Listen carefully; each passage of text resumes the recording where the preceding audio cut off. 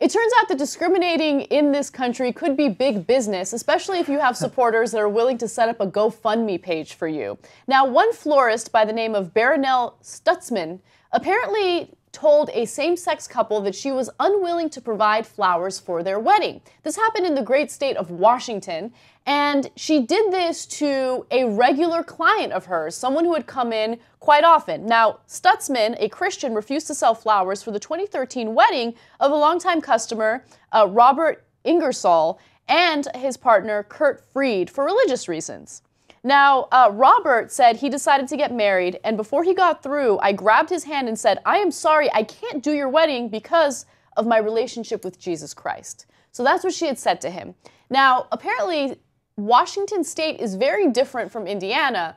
In Washington State, you can't discriminate against clients or customers because of their sexual orientation. So as a result, she was fined $1,000. Yeah. This became a national headline, and it started this whole war against the non-religious and the religious, right?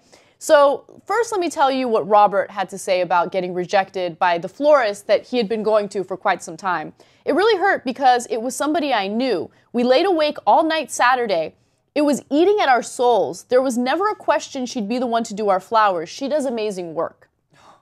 So nonetheless, they still support her. They still support her. I mean, it's incredible. So she gets fined $1,000, and then religious individuals who think that she should have the right to discriminate against those because of their sexual orientation set up a GoFundMe website for her. Right there, you see that they raised over $94,000. Well, I checked this morning to see what the number was, and it was up to $104,796. Okay. So she put in basically $1,000 in court fees and got $104,000.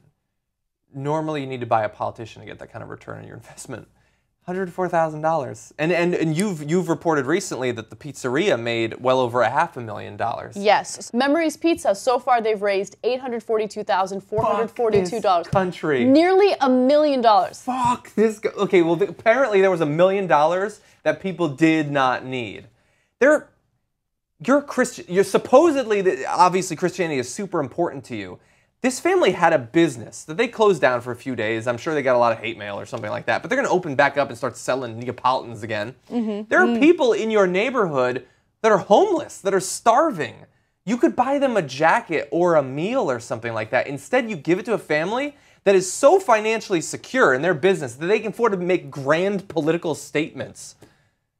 That's insanity. What is wrong with this country? So I was torn on this story in the beginning, but now I think I have a pretty clear perspective on it. At first, yeah, it made me upset because you realize that there's a huge chunk of this country that is in favor of allowing businesses to just straight out hate and reject people based on their sexual orientation. Those are businesses that I have no desire to go to. And I won't go to them, I won't give them my money, I have no interest in them. But that's my form of speech, right? These GoFundMe pages are a form of speech by Christians or religious people in the country. And if they want to give their money to these businesses, of course it's their right to do so. Am I angry about it? I'm annoyed by it. I hate that, that kind of speech in this country gets rewarded because people agree with it and they think it's okay. But it is what it is. If people want to give their money to these businesses, do you? My way of handling the story is taking note and realizing I have no interest in going to these businesses. I have no interest in going to the states that allow businesses to do stuff like this.